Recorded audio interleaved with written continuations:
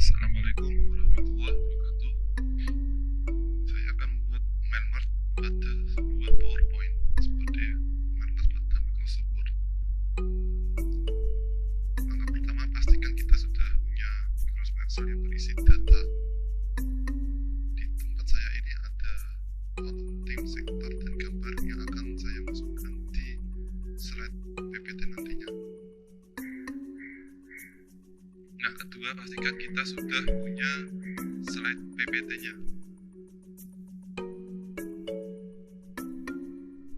Untuk tulisan tim dan sektor nanti akan otomatis ganti dari Excel, dan kotak hijau nanti akan berganti gambar sesuai nama pada kolom gambar.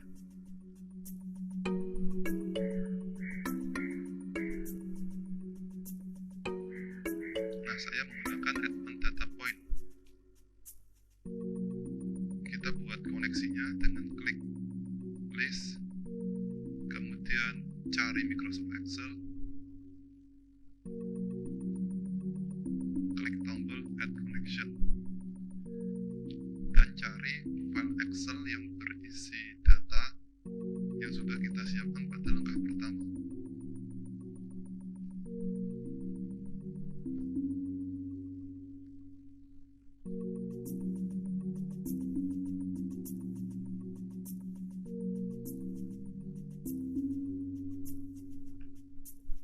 Nah, untuk nama koneksi ini bisa kita rename ya, sesuai keinginan kita.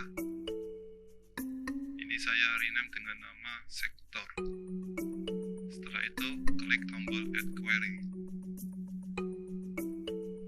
Nah, di sini ada pilihan sheet yang akan kita ambil. Di tempat saya cuma ada satu sheet dengan nama sheet pembagian. Jadi misal di Excel-nya ada banyak sheet, tinggal kita pilih saja sheet mana yang akan kita ambil datanya.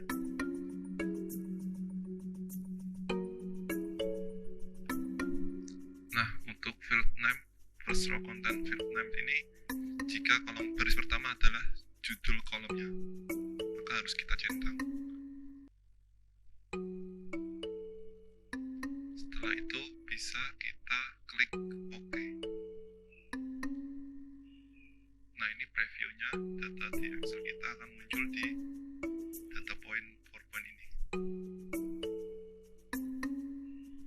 Nah, kita akan mengisikan fieldnya. Untuk tipe teks, kita pilih saja textbook. Pilih nama koneksi yang sudah kita buat tadi, pilih kolomnya. Nah, ini pengaturan lainnya bisa kita coba-coba. Nah, untuk yang gambar, kita pilih picture. Bedanya di sini ya, di option nanti ada folder tempat gambar kita berada. Sebelumnya saya sudah menyiapkan beberapa gambar di sebuah folder, dan namanya saya tuliskan di data Excel tadi.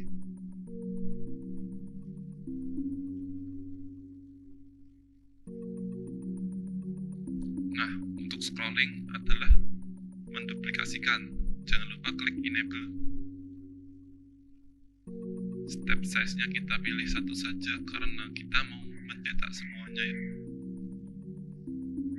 Kemudian klik snapshot. Nah, ini lamanya ini tergantung banyak datanya ya. Nah, ini adalah hasil akhir Mailmerge PowerPoint menggunakan data point. Kita bisa hapus tulisan evaluation copy ini.